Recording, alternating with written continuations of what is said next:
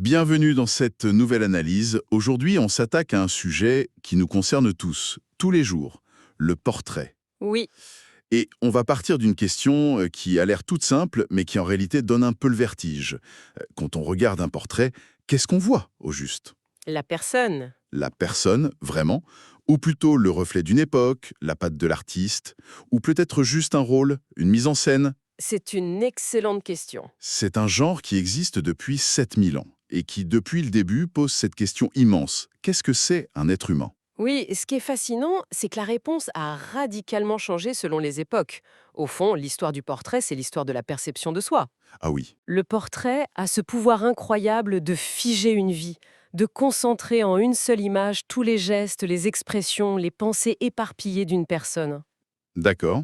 Parfois, le portrait semble même plus vrai que la personne elle-même, parce qu'il capture une idée, une essence, et pas seulement une apparence qui passe. Notre mission aujourd'hui, c'est donc de retracer ce voyage. On va partir des tout premiers masques funéraires, qui n'étaient même pas vus comme de l'art, pour arriver jusqu'à nos avatars numériques, nos cyberfaces. Tout un programme. On va voir comment le portrait est passé d'une quête d'immortalité pour les morts à un outil de pouvoir pour les vivants, avant de devenir une sonde pour explorer l'âme. C'est parti. Alors commençons par le début, et c'est déjà une surprise. Les premiers portraits ne sont pas nés dans des ateliers d'artistes. Non, pas du tout. Ils sont nés au cœur de rituels funéraires. Les sources nous parlent de pratiques très anciennes comme la vénération de crânes ou la fabrication de masques mortuaires. On remonte carrément à l'époque néolithique. C'est un point crucial. Ces pratiques, qu'on retrouve dans des cultures très éloignées, comme chez les aborigènes d'Australie ou dans le chamanisme tibétain, partagent une même croyance. Laquelle? La vie continue après la mort. Et le crâne ou le masque n'est pas une simple image. Il est considéré comme le réceptacle de l'esprit du défunt. Donc le but n'est pas du tout esthétique. Non, il est purement fonctionnel, assurer la survie de l'âme. C'est, en quelque sorte, une technologie spirituelle. Pour rendre ça concret, les sources nous emmènent en Sibérie du Sud, sur les traces de la culture de Tachtik. C'est un cas d'étude incroyable parce qu'on peut y observer une évolution sur plusieurs siècles. Oui, c'est un exemple parfait. On distingue trois grandes phases. Au début, ils prenaient littéralement les crânes de leurs morts et modelaient un visage en argile par-dessus, Directement sur le crâne. directement. Quelques siècles plus tard, la technique s'affine. Ils réalisent des masques en gypse beaucoup plus fins, moulés sur le visage du défunt. D'accord. Et puis, la troisième phase est la plus étonnante. Avec l'arrivée de la crémation, il n'y a plus de support physique, ni crâne, ni visage. Et donc? Les artisans se mettent alors à sculpter les masques de mémoire. Attendez, je vois un détail dans les notes qui m'interpelle. Les couleurs de ces masques étaient codifiées, blanc avec des motifs rouges pour les femmes et rouge avec des motifs noirs pour les hommes. Ça ne peut pas être un hasard. On sait pourquoi? C'est exactement la question que les chercheurs se sont posées, et la réponse change toute notre perception du portrait. Ah oui, Cette standardisation, combinée aux analyses par scanner, a révélé quelque chose de fondamental. Les scans montrent que, même si les proportions du visage sont bien celles du défunt, d'accord. les traits individuels, les rides, les particularités étaient systématiquement effacés, lissés, avant que la peinture ne soit appliquée. Donc, si je comprends bien, le but n'était pas du tout de dire voici à quoi ressemblait tel individu, mais plutôt cet individu appartient à notre groupe. Exactement. C'est complètement contre-intuitif. On pense toujours au portrait comme l'expression de l'individualité. Précisément, l'objectif n'était pas la ressemblance psychologique, mais la reconnaissance sociale. Ce masque, c'était un passeport pour l'au-delà. Un passeport. Oui, pas de l'individu. C'est un changement de perspective radical. Et si le portrait aidait les morts à trouver leur place dans l'autre monde, il n'a pas fallu longtemps pour que les vivants comprennent qu'il pouvait les aider à affirmer la leur dans celui-ci. Voilà. Et là, on bascule complètement. Le portrait devient une arme de pouvoir. Oui, et on voit émerger ce que l'historien Ernst Kantorowicz a brillamment appelé la théorie des deux corps du roi. Les deux corps du roi. L'idée, c'est que le souverain a un corps physique, mortel, et un corps symbolique qui représente la continuité du pouvoir. Le portrait officiel ne cherche pas à représenter le premier, mais à incarner le second. Tout devient symbole, j'imagine. Tout est codifié. La pose sur le trône, héritée des dieux égyptiens, la taille, avec des statues colossales d'empereurs romains de 50 mètres de haut, qui sont les ancêtres directs des affiches géantes de Mao, Et pour diffuser cette image, il y avait un outil incroyablement efficace. les pièces de monnaie. C'était l'Internet de l'Antiquité. C'est une bonne image. un moyen redoutable pour diffuser le visage du souverain et son idéologie dans les coins les plus reculés de l'Empire.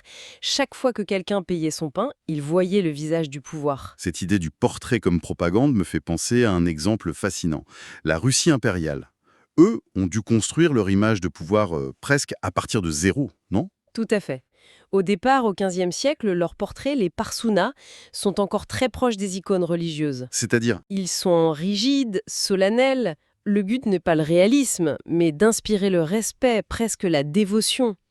Et puis, arrive un personnage qui va tout dynamiter. le grand modernisateur. Exactement.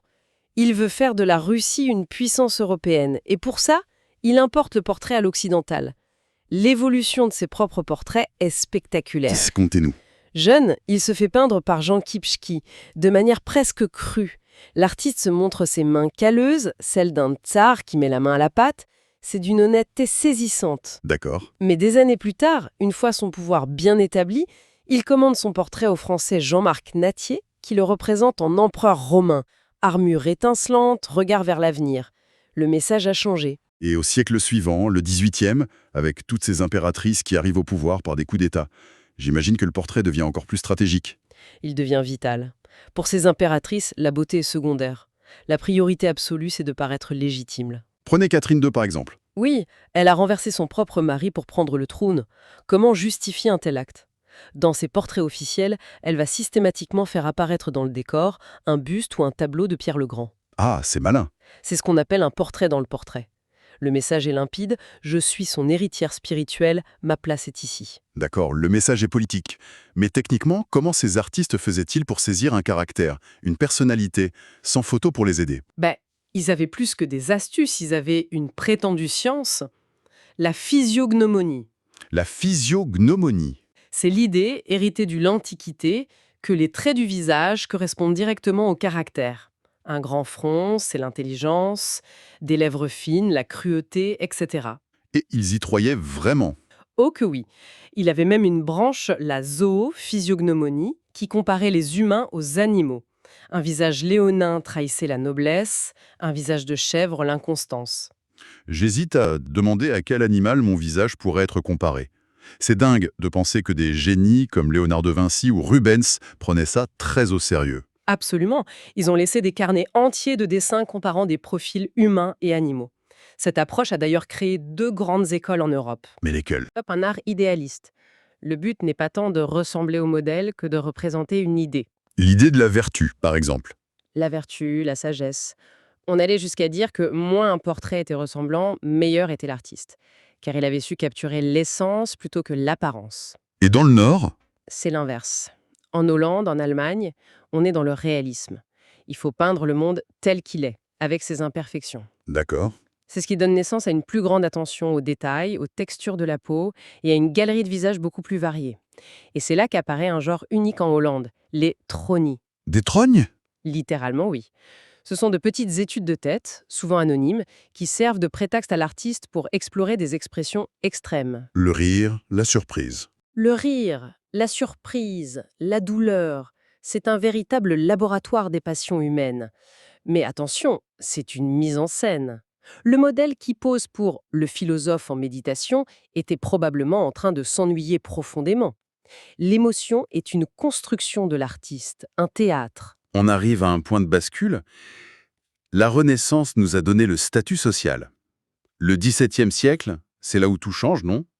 Avec des peintres comme Rembrandt ou Velázquez, on a l'impression d'entrer pour la première fois dans la tête des gens. C'est la grande révolution psychologique.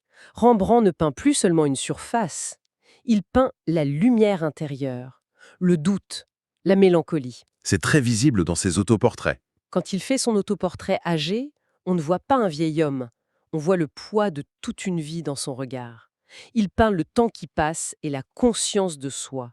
C'est d'une profondeur inédite. Puis le XVIIIe siècle semble plus léger. On parle souvent d'un grand bal masqué. C'est une excellente image. C'est le triomphe de l'aristocratie, du paraître. Les portraits de cette époque sont un jeu de rôle. On se fait peindre en déesse de la mythologie, en berger. En bergère idéalisée. Voilà. Le portrait est une affirmation de son appartenance à un monde de loisirs et d'élégance, juste avant que la Révolution ne vienne balayer tout ça. Et c'est le 19e siècle qui fait entrer la réalité, parfois brutale, dans le portrait. On parle de réalisme critique. Oui, l'artiste n'est plus au service du puissant, il devient un commentateur social. Courbet peint des paysans, des ouvriers, avec la même dignité qu'un roi. Et puis, Arrive le tsunami. le tsunami, l'invention de la photographie. C'est un choc immense. D'un coup, la mission millénaire du peintre, créer une image ressemblante, est déléguée à une machine. On pourrait penser que c'est la fin du portrait en peinture. C'est tout le contraire. En libérant le peintre de la contrainte de la ressemblance, la photo lui a ouvert un champ d'exploration infini. Le peintre ne doit plus copier le réel, il peut l'interpréter. Ce qui nous ouvre la porte du XXe siècle. Le chaudron créatif. Et là, toutes les règles explosent. Absolument, tout est permis. L'artiste cherche une autre forme de ressemblance, plus profonde. Matisse arrive à saisir l'essence de sa secrétaire avec quelques morceaux de papier de couleur découpés. Incroyable. Picasso, avec une seule ligne, arrive à capter un profil, une attitude. C'est presque magique. Et vous avez des artistes comme Chaim Soutine qui, dans ses autoportraits, semblent sculpter son visage directement dans la peinture. Il ne se peint pas, Il s'écorche vif sur la toile. La ressemblance n'a plus rien à voir avec les proportions du visage. Ce qui nous amène à aujourd'hui. On vit, dit-on, à l'époque du visage. Ils sont partout, en permanence, sur nos écrans. Et c'est là que l'histoire boucle la boucle de manière stupéfiante. On a commencé notre voyage avec le masque funéraire, cet objet qui cachait le vrai visage pour en créer un autre éternel. Oui, On termine aujourd'hui avec l'avatar numérique, le cyberface. Ce visage virtuel, comme le masque antique, nous cache tout en nous représentant. Et surtout, il fait voler en éclats la question de la ressemblance avec le modèle physique. personne ne se pose la question. Qui se soucie de savoir si un avatar ressemble à la personne qui est derrière le show? Alors pour résumer ce parcours incroyable, le portrait a commencé comme un passeport pour l'éternité, avant de devenir une arme de pouvoir, puis une fenêtre sur l'âme, et enfin un terrain de jeu totalement libre. Exactement. Il est passé des tombeaux au palais, des palais au musée et des musées à nos téléphones. Mais au fond, sa magie est restée la même. C'est-à-dire? Tenter de créer l'illusion de la vie, essayer d'attraper ce que l'écrivain Rilke appelait si joliment les innombrables et légers souffles qui s'appellent l'âme. Et ça nous laisse avec une dernière pensée, une question pour la route. Dans notre monde saturé de filtres et d'avatars, où chaque visage peut être entièrement construit, Hmm. est-ce que le portrait cherche encore à capturer une âme, ou est-il simplement redevenu ce qu'il était à son origine la plus lointaine, un masque?